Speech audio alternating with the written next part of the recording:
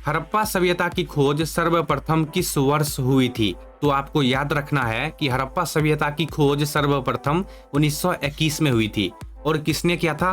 मान लो अगर आपको क्वेश्चन पूछ ले 2027 के बोर्ड एग्जाम में, एक बात मैं आपको पहले बता देता हूं कि आज के क्लास में आपको क्या क्या देखने के लिए मिलेगा। यहाँ देखो, मैं आपको थोड़ा सा डिटेल में बता देता हूँ, ठीक है, ताकि आपके मन में किसी भी तरह का कंफ्यूजन ना रहे। ठीक है, जरा आप सभी ध्यान से सुनिएगा क्योंकि ये एक रिकॉर्डिंग क्लास है, आप सभी को मालूम है। ठीक है, देखो, सबसे पहली बात, मैं आप सभी को आज की क्लास में जितना भी क्वेश्चन दिखाऊंगा, सभी क्वेश्चन आपके एग्जाम के लिए यानी कि 2027 के लिए वीवीआई है, यानी कि मोस्ट इंपॉर्टेंट है मेरे भाई। वीवीआई का मतलब होता है वेरी वेरी इंपॉर्टेंट, लेकिन बहुत ही ज्यादा इंपॉर्टेंट है। ये जो क्वेश्चन आपको दिख रहा है, सबसे पहला, हड़प्पा सभ्यता की खोज सर्वप्रथम किस वर्ष हुई थी, लगभग 10-12 साल से प्रत्येक साल पूछता है और 2027 में भी पूछेगा। 101% मेरे से आप सभी लिखवा के ले लो स्टाम्प पेपर पे। 101% आप सभी को ये क्वेश्चन देखने के लिए मिलेगा। और मान लो आप सभी को अगर क्वेश्चन पूछ दे कि हड़प्पा सभ्यता की खोज सर्वप्रथम 1900, यहाँ देखो 1921 में किसने की थी, मालूम है किसने की थी? अगर आपको मालूम है तो कमेंट करो यार, क्या कर रहे हो आप, कमेंट करो अगर आपको मालूम है तो। देखो, कमेंट करने से क्या होगा, आपका एक्सपीरियंस बढ़ेगा, आपको ये पता चलेगा कि हमको क्या इस क्वेश्चन का सही उत्तर मालूम था। जिसका भी सही उत्तर आप सभी अगर कमेंट करोगे तो मैं वहां पर लाइक कर दूंगा। इससे आप सभी को पता चल जाएगा कि हाँ, मेरा क्वेश्चन सही था, है ना। याद रखिएगा, हड़प्पा सभ्यता की खोज सर्वप्रथम किस वर्ष हुई थी? हड़प्पा सभ्यता की खोज सर्वप्रथम 1921 में हुई थी। देखो, अगर किसी भी बच्चे को नहीं मालूम है किसने की थी तो मैं बता देता हूँ, ठीक है, दयाराम साहनी ने। ठीक है, यहाँ देखो मैं लिख देता हूँ, यहाँ तो मेरे पास छोटा सा सेटअप है इसलिए मैं लिखने में मेरे को थोड़ा सा दिक्कत हो रहा है। ठीक है, दयाराम साहनी। ठीक है, अगर मेरे पास डिजिटल बोर्ड रहता तो मैं आपको काफी अच्छे तरीका से बता देता। ठीक है, दयाराम साहनी, जिनका पूरा नाम है राय बहादुर दयाराम साहनी, आपको याद रखना है और ध्यान से सुनना है। वीडियो में एक एक बात को आपको ध्यान से सुनना है। ठीक है, मैं जितना भी बातें बताऊंगा आप सभी को, सभी बातों को आपको ध्यान से सुनना है और ध्यान से सभी क्वेश्चन को देखना है। ठीक है, बहुत बच्चे को मैंने देखा है कि अरे सर जहाँ पर एक्सप्लेन कर रहे होते हैं, जैसे कि मान लो अभी मैं यहाँ पर कुछ बता रहा हूँ, ठीक है, तो बहुत बच्चे क्या करेंगे, इसको भगा देंगे। लेकिन भाई आपको नहीं करना है, ऐसा गलती आपको भूल के भी नहीं करना है। कहीं पर भी अगर पढ़ाई कर रहे हो तो जो भी बातें बताए जा रहे हैं उनको ध्यान से सुना करो। ठीक है, आपके भलाई के लिए बोल रहा हूँ मेरे भाई, है ना। याद रखिएगा, हड़प्पा सभ्यता की खोज सर्वप्रथम किस वर्ष हुई थी? तो 1921 में हुई थी। और किसने की थी? राय बहादुर दयाराम साहनी ने की थी, है ना। ऑप्शन नंबर यहाँ पर बी राइट आंसर हो जाएंगे। सभी क्वेश्चन आपके एग्जाम के लिए काफी ज्यादा इंपॉर्टेंट है, ये दूसरी बार मैं बोल रहा हूँ। ठीक है, सभी क्वेश्चन को आप सभी ध्यान से देखो। किसी एक स्थान पर यानी कि कुर्सी, किसी एक जैसे कि मान लो किसी एक स्थान पर यानी कि कुर्सी पर बैठ जाओ, आराम से पढ़ाई करो, वीडियो को फुल स्क्रीन कर लो, आराम से पढ़ाई करो और सभी क्वेश्चन को देखो। ठीक है, और मैं आप सभी को क्लास में यानी कि मैं आप सभी को आज की क्लास में ये भी बताऊंगा कि कैसे आप हिस्ट्री में 90% मार्क्स हासिल कर सकते हो 2027 के बोर्ड एग्जाम में। हिस्ट्री में आपको क्या पूछेगा? ऑब्जेक्टिव क्वेश्चन पूछेगा, सब्जेक्टिव क्वेश्चन पूछेगा, है ना। तो मैं आपको एग्जाम आते आते ऐसे ऑब्जेक्टिव क्वेश्चन सब्जेक्टिव क्वेश्चन दिखा दूंगा जिनसे आप सभी का 90% मार्क्स आना तय है मेरे भाई, फिक्स है ना। याद रखिएगा। चलिए अगला क्वेश्चन देखते हैं हम सभी। 2 नंबर में क्या क्वेश्चन है, बस आपको ध्यान से क्वेश्चन आंसर को देखना है। ठीक है, और मैं आपको प्रोसेस बताऊंगा कि कैसे आप 90% मार्क्स हासिल कर सकते हो, यानी कि प्राप्त कर सकते हो। दूसरा क्वेश्चन है, सिंधु घाटी सभ्यता में विशाल स्नानघर के अवशेष कहां से प्राप्त हुए हैं? तो आपको याद रखना है मोहनजोदड़ो से। ठीक है, बहुत बच्चे यहाँ पर क्या गलती करते हैं, लोथल में टिक मारते हैं बहुत बच्चे। ठीक है, आप सभी नहीं गलती करते होगे, मेरे को मालूम है। ठीक है, यहाँ पर होगा ऑप्शन नंबर डी मोहनजोदड़ो। ठीक है, सिंधु घाटी सभ्यता में विशाल स्नानघर के अवशेष कहां से प्राप्त हुए हैं? मोहनजोदड़ो। याद रखिएगा मेरे भाई, बहुत ही इंपॉर्टेंट है ये सभी क्वेश्चन। ठीक है, 101% गारंटी लेता हूँ, 101%, और कसम से बोल रहा हूँ ये सभी क्वेश्चन आपको देखने के लिए मिल जाएंगे। इसलिए बोल रहा हूँ वीडियो को पूरा देखना, सभी क्वेश्चन को याद कर लेना। तीसरा क्वेश्चन देखना, क्या क्वेश्चन है, मेरे को पानी पीने दो, गर्मी भी ज्यादा है मेरे भाई, पानी पीने दो थोड़ा सा। ठीक है, और मोबाइल को चार्ज में लगाने दो। वीडियो को अभी मत लाइक करना, ठीक है, क्लास के लास्ट में आप सभी को वीडियो को लाइक करना है और चैनल को सब्सक्राइब करना है। ठीक है, लेकिन हाँ, अभी आप सभी अपने दोस्तों के पास क्लास को शेयर कर देना। चलिए अब देखो तीसरा क्वेश्चन क्या है। सिंधु सभ्यता में गोदीवारा, जिसे हम सभी बंदरगाह बोलते हैं, ठीक है, सिंधु सभ्यता में गोदीवारा यानी कि बंदरगाह का साक्ष्य कहां से मिला है? बहुत ही इंपॉर्टेंट है। ठीक है, तो देखो 3 का सही जवाब क्या होगा? 3 का सही जवाब होगा लोथल, है ना। ऑप्शन नंबर यहाँ पर ए राइट आंसर होगा, लोथल। सिंधु सभ्यता में गोदीवारा यानी कि बंदरगाह का साक्ष्य कहां से मिला है? लोथल से मिला है। ठीक है, आप सभी को याद रखना है। क्या आप सभी को याद हो गया? क्वेश्चन नंबर 1 से लेकर के क्वेश्चन नंबर 3 तक कितने बच्चे को याद हो गया? अपना अपना नाम कमेंट करके मेरे को बताओ बताओ बताओ। और मैं आप सभी को एक बात और बता देता हूं, ये जो क्वेश्चन है सिंधु सभ्यता में गोदीवारा यानी कि बंदरगाह का साक्ष्य कहां से मिला है, इसका जो सही आंसर है लोथल। ठीक है, इसका जो सही आंसर है लोथल। 1 मिनट, मेरे को मोबाइल चार्ज में लगाने दो पड़े, नहीं तो लाइट चले जाएगा तो दिक्कत होगा। ठीक है, चलिए, मैंने तो मोबाइल चार्ज में लगा दिया, ठीक है। मैं आप सभी को यह बताने वाला था कि लोथल कहाँ पर स्थित है, ठीक है। यह भी क्वेश्चन पूछता है कि लोथल किस नदी के किनारे स्थित है, यह भी क्वेश्चन पूछ लेता है, ठीक है। तो आपको याद रखना है भोगवा नदी के किनारे, ठीक है। कहाँ पर? भोगवा, भोगवा नदी के किनारे लोथल स्थित है, ठीक है। और कहाँ पर है ये भोगवा नदी? तो आपको याद रखना है गुजरात राज्य के, जैसे हम सभी बिहार राज्य में रहते हैं ना, ठीक उसी तरह गुजरात राज्य के अहमदाबाद जिले में भोगवा नदी के किनारे स्थित है, ठीक है। ध्यान से सुन लो और वीडियो को भगाना मत, ये गलती भूल के भी मत करना आप सभी, ठीक है। चलिए, 3 का राइट आंसर आप सभी को याद हो गया। सिंधु सभ्यता में सिंधु सभ्यता में गोदीवारा यानी कि बंदरगाह का साक्ष्य कहाँ से मिला है? तो लोथल से मिला है। और लोथल कहाँ पर स्थित है? लोथल आपको याद रखना है गुजरात राज्य के अहमदाबाद जिले में भोगवा नदी के किनारे स्थित है। यह भी क्वेश्चन पूछता है, लोथल किस नदी के किनारे स्थित है? लोथल भोगवा नदी के किनारे स्थित है, ठीक है। चलिए, 4 नंबर में कौटिल्य द्वारा, बताओ क्वेश्चन को ध्यान से देखो और ऑप्शन के देखो, आप सभी मेरे को बताओ इस क्वेश्चन का सही आंसर क्या हो सकता है। कौटिल्य द्वारा रचित प्रसिद्ध प्राचीन ग्रंथ का नाम क्या है? कौटिल्य द्वारा रचित प्रसिद्ध प्राचीन ग्रंथ का नाम क्या है? तो 4 का सही आंसर है अर्थशास्त्र, ठीक है। ऑप्शन नंबर यहाँ पर सी होगा सही आंसर। कौटिल्य द्वारा रचित प्रसिद्ध प्राचीन ग्रंथ का नाम है अर्थशास्त्र, है ना। 5 नंबर में इंडिका नामक पुस्तक के लेखक निम्नलिखित में से कौन है? बहुत ही ज्यादा इंपॉर्टेंट है, ठीक है। इंडिका नामक पुस्तक के लेखक निम्नलिखित में से कौन है? आप सभी को कमेंट करके बताना है। अलवर्नी होगा, मेगास्थनीज, फायन या फिर वेनसोंग? बताइए। बहुत ही डेंजरस क्वेश्चन है मेरे भाई और बहुत ज्यादा इंपॉर्टेंट है, ठीक है। 5 का सही आंसर है ऑप्शन नंबर बी, मेगास्थनीज, ठीक है। याद रखिएगा, इंडिका नामक पुस्तक के लेखक कौन है? मेगास्थनीज है। बहुत बार ये सभी क्वेश्चन पूछे गए हैं। 6 नंबर में प्रयाग प्रशासित की रचना निम्नलिखित में से किसने की थी? ऑप्शन देखो और बताओ। कालिदास होगा, बाणभट्ट, हरिसेन या फिर पतंजलि? तो देखो 6 का सही जवाब होगा हरिसेन, ठीक है। Option number C. ध्यान से देखो, प्रयाग प्रशासित की रचना निम्नलिखित में से किसने की थी? हरिसेन ने की थी मेरे भाई, ठीक है। चलिए, 7 नंबर में प्रसिद्ध चीनी यात्री फायान किस गुप्त शासक के शासनकाल में भारत आया था? बहुत ही इंपॉर्टेंट है, बताओ। प्रसिद्ध चीनी यात्री यानी कि चीन को जो थे, प्रसिद्ध चीनी यात्री फायान किस गुप्त शासक के शासनकाल में भारत आया था? चंद्रगुप्त प्रथम के या फिर समुद्रगुप्त के या फिर चंद्रगुप्त द्वितीय, जिसे हम सभी विक्रमादित्य भी बोलते हैं, या फिर स्कंदगुप्त? देखो, इस क्वेश्चन का सही आंसर है ऑप्शन नंबर सी, चंद्रगुप्त द्वितीय, जिसे हम सभी विक्रमादित्य के नाम से भी जाने जाते हैं, ठीक है। जिन्हें विक्रमादित्य के नाम से भी जाना जाता है। अगर मान लो ऑप्शन में आप सभी को केवल विक्रमादित्य दिखाई दे तो आपको टिक मार देना है, ठीक है। हालांकि ज्यादातर चंद्रगुप्त द्वितीय ही दिखाई देता है, याद रखिएगा आप सभी। ऑप्शन नंबर यहाँ पर सी होगा सही आंसर, है ना। चलिए, क्या आप सभी को क्लास में मजा आ रहा है? अगर आप सभी को क्लास में मजा आ रहा है तो आप सभी अपने हाथों से एक प्यारा सा कमेंट करो, यस, YES, यस, ठीक है। चलिए, 8 नंबर में यहाँ देखो, मगध साम्राज्य की सबसे प्राचीनतम राजधानी कहाँ स्थित थी? मगध साम्राज्य की सबसे प्राचीनतम राजधानी कहाँ पर स्थित थी? पाटलिपुत्र, वैशाली, चंपा या फिर राजगिरी? बताइए। राजगीर। 8 का सही आंसर क्या होगा? ऑप्शन नंबर डी होगा राजगीर, ठीक है। याद रखिएगा, राजगीर।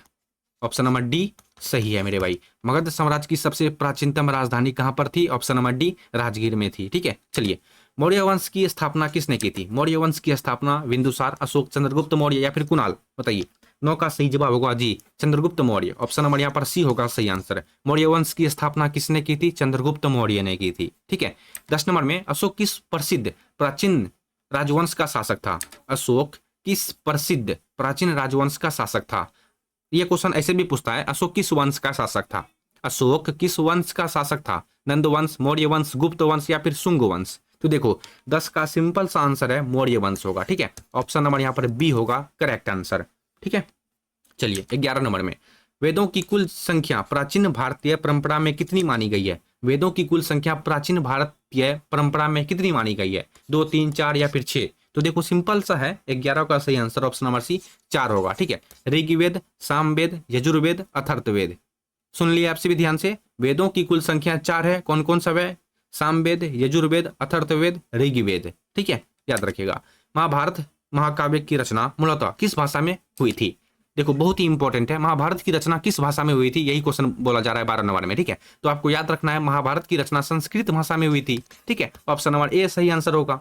चलिए, 13 नंबर में मनुस्मृति नामक ग्रंथ में कितने प्रकार के विवाहों का उल्लेख किया गया है? मनुस्मृति नामक ग्रंथ में 8 प्रकार के विवाहों का उल्लेख किया गया है, ठीक है। ऑप्शन नंबर यहाँ पर सी। अगर विस्तार से बताऊंगा तो काफी वीडियो का लेंथ लंबा हो जाएगा, यानी कि वीडियो काफी लंबा हो जाएगा, जिन्हें आप सभी देखना पसंद नहीं करते हो, इसलिए मैं ज्यादा एक्सप्लेन नहीं करता हूं। याद रखिएगा, मनुस्मृति नामक ग्रंथ में कितने प्रकार के विवाहों का उल्लेख किया गया है? 8, ठीक है। 14 नंबर में महात्मा बुद्ध को ज्ञान की प्राप्ति किस पवित्र स्थल पर हुई थी, किस स्थान पर हुई थी, सॉरी, महात्मा बुद्ध को ज्ञान की प्राप्ति किस पवित्र स्थान पर हुई थी, लुम्बिनी, सारनाथ, कुशीनगर या फिर बोध गया। अगर आपको मालूम है तो कमेंट करो, ठीक है। देखो 14 का सही आंसर है बोध गया होगा, ठीक है, option number D. Mahatma Buddha को ज्ञान की प्राप्ति कहां पर हुई थी, बोध गया में हुई थी, ठीक है। चलिए 15 नंबर में मैं आप सभी को वीडियो के लास्ट में बताऊंगा कि 90% मार्क्स आप सभी कैसे लाओगे, कितना पढ़ोगे, कौन सा क्वेश्चन पढ़ोगे जिनसे आप सभी का 90% मार्क्स आ सकता है, ठीक है। सारा प्रोसेस मैं आपको वीडियो के लास्ट में बताऊंगा। त्रिपिटक साहित्य का संबंध निम्नलिखित में से किस धर्म से है। त्रिपिटक साहित्य का संबंध बौद्ध धर्म से होगा, जैन धर्म से होगा, वैदिक धर्म, शैव धर्म, बताइए 15 का सही आंसर क्या होगा जी, बौद्ध धर्म होगा, ठीक है। बहुत बच्चे यहाँ पर गलती करते हैं, जैन धर्म में टिक मारते हैं जो कि गलत है, ठीक है। त्रिपिटक साहित्य का संबंध है बौद्ध धर्म से, ठीक है। 16 नंबर में देखते हैं क्या क्वेश्चन है। श्वेतांबर और दिगंबर का संप्रदाय का संबंध किस धर्म से माना जाता है। श्वेतांबर और दिगंबर का संप्रदाय का संबंध जो है वो किस धर्म से माना जाता है। फिर से क्वेश्चन को पढ़ो, श्वेतांबर और दिगंबर संप्रदाय का संबंध किस धर्म से माना जाता है, बौद्ध धर्म, जैन धर्म, सिख धर्म, पारसी धर्म। तो देखो 16 का सही आंसर है जैन धर्म, ठीक है, ऑप्शन नंबर बी होगा करेक्ट आंसर। 17 नंबर में देखते हैं क्या क्वेश्चन है। 17 नंबर में जैन धर्म के 24वें यानी कि 24वें तीर्थकर कौन थे, ठीक है। जैन धर्म के 24वें तीर्थकर यानी कि जैन धर्म के 24वें तीर्थकर गुरु किन्हें माने जाते हैं, ऐसे आपसे भी समझ सकते हो, ठीक है। जैन धर्म के 24वें तीर्थकर गुरु कौन थे, ऋषभदेव, पार्श्वनाथ, महावीर स्वामी, अरिष्ठेनेमी, ठीक है। तो देखो इस क्वेश्चन का सही आंसर होगा 17 का सही आंसर महावीर स्वामी होगा, ठीक है, ऑप्शन नंबर सी। जैन धर्म के 24वें गुरु कौन किन्हें माने जाते हैं, तो महावीर स्वामी को माना जाता है, ठीक है। 18 नंबर में देखते हैं प्रसिद्ध सांची का स्तूप भारत के किस राज्य में स्थित है। प्रसिद्ध सांची का स्तूप भारत के कौन से राज्य में है, उत्तर प्रदेश, मध्य प्रदेश, बिहार या फिर आंध्र प्रदेश। तो देखो 18 का सही आंसर होगा मध्य प्रदेश में है, ठीक है, ऑप्शन नंबर बी सही आंसर है। प्रसिद्ध सांची का स्तूप भारत के कौन से राज्य में है, मध्य प्रदेश में है। 19 नंबर में इब्न बतूता किस देश का मूल निवासी था जिसने अपना यात्रा वृत्तांत लिखा। इब्न बतूता किस देश का निवासी था, क्वेश्चन आपसे भी यही पूछा जा रहा है, जिसने अपना यात्रा वृत्तांत खुद लिखा था, ठीक है, ये भी क्वेश्चन पूछा था, ठीक है। इब्न बतूता किस देश का निवासी था, बताइए, फ्रांस, मिस्र, मोरक्को या फिर ईरान, बताइए। देखो 19 का सही आंसर है मोरक्को का निवासी था, ठीक है, याद रखना है आप सभी को अगर मालूम नहीं है तो, ठीक है। इब्न बतूता किस देश का निवासी था, मोरक्को का निवासी था। 20 नंबर में किताब उर रहला में किसका प्रसिद्ध यात्रा वृत्तांत मिलता है। किताब उर रहला में किसका प्रसिद्ध यात्रा वृत्तांत मिलता है, Al Biruni, Ibn Battuta, Bernier, Abdul Razzaq, बताइए। तो 20 का सही आंसर इब्न बतूता होगा, ठीक है, ऑप्शन नंबर बी सही आंसर है। किताब उर रहला में किसका प्रसिद्ध यात्रा वृत्तांत है, इब्न बतूता का, ठीक है। चलिए अगला क्वेश्चन ध्यान से देख लो मेरे भाई। उत्तर भारत में भक्ति आंदोलन का प्रारंभ किस प्रसिद्ध संत ने किया था। उत्तर भारत में भक्ति आंदोलन का प्रारंभ किस प्रसिद्ध संत ने किया था। कबीरदास होगा, चैतन्य महाप्रभु होगा, गुरु नानक होगा या फिर रामानंद होगा, बताइए। बहुत ही इंपॉर्टेंट है मेरे भाई, ये जितना भी क्वेश्चन आपसे भी देख रहे हो, क्वेश्चन नंबर यहाँ देखो, सॉरी, क्वेश्चन नंबर 1 से लेकर के हमसे भी अभी तक 22 क्वेश्चन यहाँ देखो, कहाँ गया, यहाँ देखो, वीडियो को भगाना मत, मैं जितना भी बातें बता रहा हूँ सभी आपके भलाई के लिए हैं, ठीक है। उत्तर भारत में भक्ति आंदोलन का प्रारंभ किस प्रसिद्ध संत ने किया था, बहुत ही इंपॉर्टेंट है ये सभी क्वेश्चन, ठीक है, रामानंद ने किया था, ऑप्शन नंबर डी होगा सही आंसर, ठीक है। चलिए 22 नंबर में कैप्टन हॉकिंस किस मुगल शासक के दरबार में व्यापारिक अनुमति के लिए आया था। आप सभी को ये कमेंट करना है। देखो 90% मार्क्स लाने के लिए, चलो मैं आपको बता देता हूँ कैसे आप 90% मार्क्स 2027 के बोर्ड में हासिल कर सकते हो, ठीक है। देखो 90% मार्क्स लाने के लिए आपको ऑब्जेक्टिव क्वेश्चन भी पढ़ना पड़ेगा एंड सब्जेक्टिव क्वेश्चन भी पढ़ना पड़ेगा, है कि नहीं। देखो ऑब्जेक्टिव क्वेश्चन का क्लास तो हो रहा है, ऑब्जेक्टिव क्वेश्चन का क्लास हो रहा है, सब्जेक्टिव क्वेश्चन का क्लास लेकिन एक भी अभी तक नहीं आया है, ठीक है। अगर आपसे भी कमेंट करोगे कि सर हिस्ट्री का जो क्वेश्चन पूछेगा, जो क्वेश्चन पूछने का चांस है 2027 में, उन पर सब्जेक्टिव क्वेश्चन का वीडियो बनाइए, तो मैं वीडियो लेके आऊँगा, नहीं तो छोड़ दूंगा, ठीक है। अगर आपको 90% मार्क्स लाना है, आप कमेंट करके बताओ कि सर सब्जेक्टिव क्वेश्चन भी पढ़ाइए, ठीक है। उसके बाद मैं कुछ निर्णय करूंगा, कुछ सोचूंगा। देखो सब्जेक्टिव क्वेश्चन खोजने में थोड़ा सा टाइम लगता है, ठीक है, हो सकता है कि एक दिन छोड़ के एक दिन के बाद क्लास हो, ठीक है। इसलिए मैं आप सभी को फालतू क्वेश्चन नहीं दिखाऊंगा मेरे भाई। इस चैनल पर यानी कि रुचि बिहार क्लासेस पर आप सभी को कई बार वही क्वेश्चन दिखाया जाता है जो क्वेश्चन एग्जाम में पूछने का चांस होता है, ठीक है। मैं एक वीडियो में 40-50 क्वेश्चन ही क्यों दिखाता हूँ, मैं भी आपको 200 क्वेश्चन 300 क्वेश्चन दिखा सकता हूँ। इसका रीजन है मेरे भाई, मैं पहले क्वेश्चन को ढूंढता हूँ, छानबीन करता हूँ कि कौन सा क्वेश्चन पूछने का लायक है।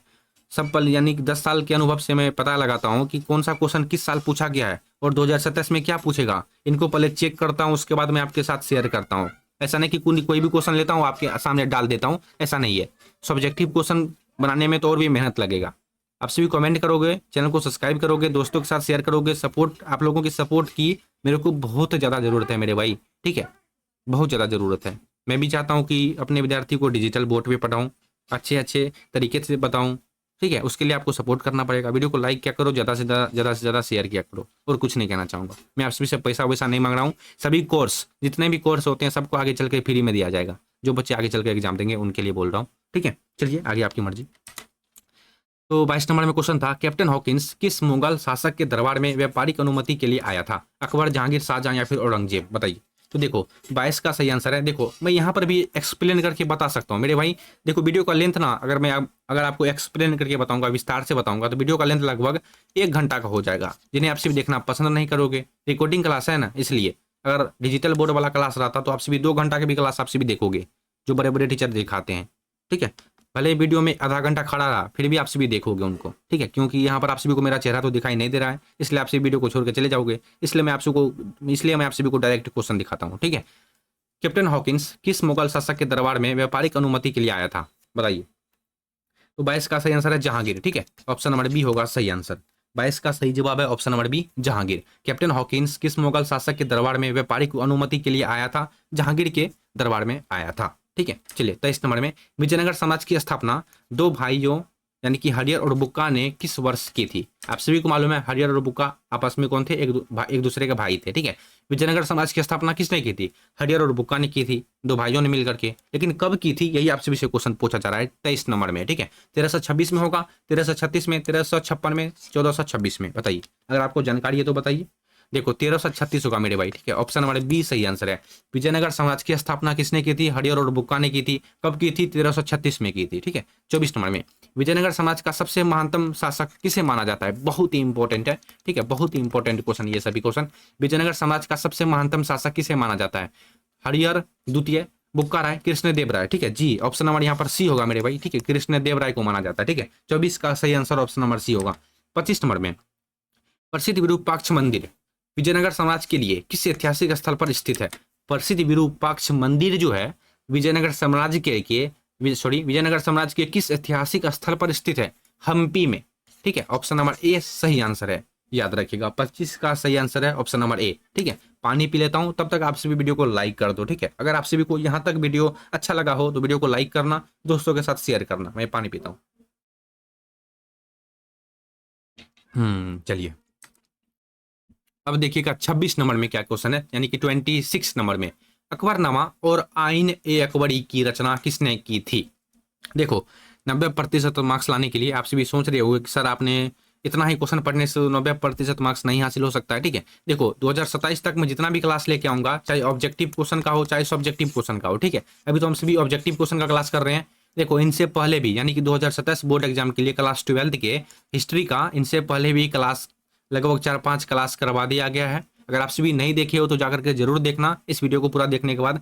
देखो 2027 के प्ले लिस्ट आपको वीडियो के डिस्क्रिप्शन में मिल जाएगा, आप सभी जाकर के चेकआउट कर लेना, ठीक है। 2027 के लिए जितना भी वीडियो बनाया गया है, आप सभी वीडियो में दिखाए गए सभी क्वेश्चन को अच्छे से याद करते जाओ, याद करते जाना। आगे चल के मैं जितना भी क्लास लेकर आऊंगा, बस अपना 90% मार्क्स हासिल कर सकते हो। लेकिन सब्जेक्टिव क्वेश्चन पाने के लिए आपको कमेंट करना पड़ेगा, ठीक है। कमेंट क्या करो मेरे भाई, उसके बाद ही मैं सब्जेक्टिव क्वेश्चन पर एक्शन लूंगा, ठीक है। समय बहुत कम है, ऐसा मत समझिएगा कि समय हम सभी के पास बहुत ज्यादा है और सर वैसे फेंक रहे हैं, ऐसा आप सभी भूल के भी गलती मत करना, ठीक है। क्योंकि हिस्ट्री नहीं है, हिंदी भी है, इंग्लिश भी है, बहुत सारा सब्जेक्ट है ना। अपना अपना सब्जेक्ट, आप सभी कौन कौन से सब्जेक्ट रखे हो, आप सभी अपना नाम कमेंट करो, सॉरी नाम नहीं, अपना अपना सब्जेक्ट कमेंट करके बताओ, मैं देखना चाहता हूँ, ठीक है।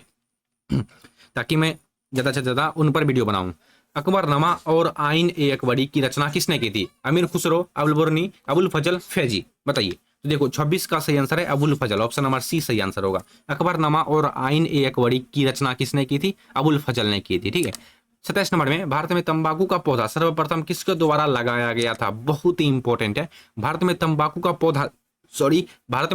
पौधा जो है ना, पुर्तगालियों द्वारा लगाया गया था, ठीक है। ऑप्शन नंबर बी होगा सही आंसर, ठीक है। और अगर मान लो क्वेश्चन पूछ दे कि तंबाकू के सेवन पर सर्वप्रथम किसने प्रतिबंध लगाया था, और अगर ये क्वेश्चन पूछ ले तंबाकू का सेवन सर्वप्रथम किसने की थी, किसने किया था? देखो यहाँ पर 28 नंबर में यही क्वेश्चन है, 27 नंबर का याद हो गया। भारत में तंबाकू का पौधा सर्वप्रथम किसके द्वारा लगाया गया था? पुर्तगालियों द्वारा, ठीक है। और 28 नंबर में है, तंबाकू के सेवन पर किस मुगल सम्राट ने पूर्ण प्रतिबंध लगाया था? प्रतिबंध लगाया था किसने? प्रतिबंध किसने लगाया था? जहांगीर ने लगाया था। इसको शुरू किसने किया था? अकबर ने किया था, है ना, याद रखिएगा। चलिए अगला क्वेश्चन, पानीपत का प्रथम ऐतिहासिक युद्ध किस वर्ष लड़ा गया था? यानी कि पानीपत का प्रथम युद्ध कब हुआ था, ऐसे समझिए। पानीपत का प्रथम युद्ध 1526 में हुआ था। कब हुआ था? 21 अप्रैल को, ठीक है। डेट भी याद रखिएगा, ये भी क्वेश्चन मान लो पूछ ले। पानीपत का प्रथम ऐतिहासिक युद्ध किस वर्ष हुआ था? 21 अप्रैल 1526 में, ठीक है। 30 नंबर में देखते हैं क्या क्वेश्चन है। भारत का अंतिम शक्तिशाली मुगल सम्राट कौन सा था? भारत का अंतिम शक्तिशाली मुगल सम्राट कौन सा था? अब बहुत बच्चे यहाँ पर, मैं 100% गारंटी के साथ कहता हूँ, बहुत बच्चे यहाँ पर अटकेंगे, बहुत बच्चे यहाँ पर फंस जाते हैं, लेकिन मैं आपका पूरा डाउट क्लियर कर देता हूँ, ठीक है। बहुत बच्चे क्या गलती करते हैं? बहादुर शाह जफर में टिक मारते हैं, जो कि सरासर गलत है। औरंगजेब होगा, ठीक है। ऑप्शन नंबर बी सही आंसर होगा 30 का, याद रखेगा। बिहार बोर्ड इसी को एक्सेप्ट करता है, ठीक है, याद रखेगा। 31 नंबर में, बंगाल में अस्थायी बंदोबस्त यानी कि जमींदारी व्यवस्था जिसको बोलते हैं, ठीक है। बंगाल में अस्थायी बंदोबस्त जमींदारी व्यवस्था किस वर्ष लागू की गई थी? बहुत ही इंपॉर्टेंट है। बंगाल में अस्थायी बंदोबस्त यानी कि जमींदारी व्यवस्था किस वर्ष लागू की गई थी? 1773 में, या फिर 1785 में, या फिर 1793 में, या फिर 1805 में? बताइए, ऑप्शन को देख के बताइए। 1793 होगा, ठीक है जी। ऑप्शन नंबर यहाँ पर सी सही आंसर है। 32 नंबर में, कॉर्नवालिस कोड किस वर्ष बनकर तैयार हुआ था? कॉर्नवालिस कोड किस वर्ष बनकर तैयार हुआ था? 1793 में, ठीक है। Option number C. चलिए अगला क्वेश्चन, संथाल विद्रोह का नेतृत्व मुख्य रूप से किन्हीं दो, क्या लिखा हुआ है, सॉरी, संथाल विद्रोह का नेतृत्व मुख्य रूप से किन दो भाइयों ने किया था? बहुत ही इंपॉर्टेंट है। संथाल विद्रोह का नेतृत्व मुख्य रूप से किन दो भाइयों ने किया था? सिंधु और कानू? जी बताइए जी। 33 का सही आंसर ऑप्शन नंबर यहाँ पर ए होगा सही आंसर, ठीक है। आप सभी सोच रहे होंगे कि मैं किन से बात कर रहा हूँ, ठीक है। देखो, मेरे बगल में दो विद्यार्थी बैठ करके टेस्ट दे रहे हैं, ठीक है। टेस्ट, अब वो टेस्ट क्या दे रहे हैं, मैं यहाँ पर जो वीडियो बना रहा हूँ वो देख रहे हैं मैं क्या क्या पढ़ा रहा हूँ, ठीक है। जैसे मान लो मैं आप सभी को आज की क्लास में 40 क्वेश्चन दिखाऊंगा, ठीक है। वो चेक कर रहे हैं कि मेरा सर 40 क्वेश्चन में देखते हैं हम कितना क्वेश्चन मेरा सही होता है, ठीक है। वही टेस्ट कर रहे हैं, इसलिए मैं उसके साथ बात कर रहा हूँ, ठीक है। अगर मेरे पास कैमरा होता तो मैं आपको दिखा देता उनका फोटो, यानी कि उनका फेस। संथाल विद्रोह का नेतृत्व मुख्य रूप से किन दो भाइयों ने किया था? तो आपको याद रखना है, सिंधु और कानू ने किया था, ठीक है। ऑप्शन नंबर ए सही आंसर होगा। 34 नंबर में, दामिन इको का संबंध निम्नलिखित में से किससे था? दामिन इको का संबंध जो है संथाल परगना की भूमि से था, ठीक है। आप सभी को ऑप्शन में केवल अगर मान लो भूमि से दिखाई दे, भूमि से, तो आपको भूमि में टिक मार देना, ठीक है। जमीन से था। दामिन इको का संबंध निम्नलिखित में से किससे था? संथाल परगना की भूमि से, ठीक है। 35 नंबर में, वर्ष 1800 सल्तन के महान विद्रोह की शुरुआत निश्चित तिथि से पहले किस तारीख को हुई थी? बहुत ही इंपॉर्टेंट है। वर्ष 1800 सल्तन के महान विद्रोह की शुरुआत, उनका फिक्स डेट कुछ और था, लेकिन उनसे पहले ही युद्ध हो गया था, महान विद्रोह हो गया था, लेकिन कब हुआ था? उनका डेट क्या था? यही आपसे भी पूछ रहा है, ठीक है। तो देखो 35 का सही आंसर है 10 मई को, ठीक है। ऑप्शन नंबर ए 10 मई को, याद रखिएगा। पढ़ लिए, क्वेश्चन को फिर से पढ़ लो। वर्ष 1800 सल्तन के महान विद्रोह की शुरुआत निश्चित तिथि से पहले किस तारीख को हो गई थी? तो 10 मई को हो गई थी। जैसे मान लो 12 मई को इनका डेट रखा गया होगा, तो 10 मई को ही हो गया था, ठीक है। जैसे शादी ब्याह होता है। 27 नंबर में, 1800 सल्तन के विद्रोह के समय भारत का गवर्नर जनरल कौन था? बताइए। तो 36 का सही आंसर होगा लॉर्ड कैनिंग, ठीक है। बहुत बच्चे यहाँ पर भी गलती करते हैं, लॉर्ड डलहौजी में टिक मारते हैं, गलत है। 1800 सल्तन के विद्रोह के समय भारत का गवर्नर जनरल था लॉर्ड कैनिंग, ठीक है। ऑप्शन नंबर सी। 37 नंबर में 40 क्वेश्चन दिखाऊंगा जी। 1800 सल्तन की क्रांति के दौरान बिहार में विद्रोहियों का मुख्य नेतृत्वकर्ता कौन था? बताइए। 1800 सल्तन की क्रांति के दौरान बिहार में विद्रोहियों का मुख्य नेतृत्वकर्ता कौन था? पीर अली, वीर कुंवर सिंह जी। ऑप्शन नंबर यहाँ पर बी होगा सही आंसर, ठीक है। 37 का सही जवाब ऑप्शन नंबर बी। 1800 सल्तन की क्रांति के दौरान बिहार में विद्रोहियों का मुख्य नेतृत्वकर्ता कौन था? वीर कुंवर सिंह था, ठीक है। बहुत ही इंपॉर्टेंट है ये सभी क्वेश्चन, फिर से बोल रहा हूँ, लगभग तभी से 5 बार 10 बार बोल चुका हूँ। ये क्वेश्चन आपके एग्जाम के लिए काफी ज्यादा इंपॉर्टेंट है, लेकिन आप सभी भरोसा नहीं कर रहे हो। बाद में खुद पछताओगे तो आपको खुद पता चलेगा, ठीक है। एग्जाम दे दोगे तब आप सभी को पछतावा होगा। रानी लक्ष्मीबाई का जन्म भारत के किस ऐतिहासिक धार्मिक स्थान पर हुआ था?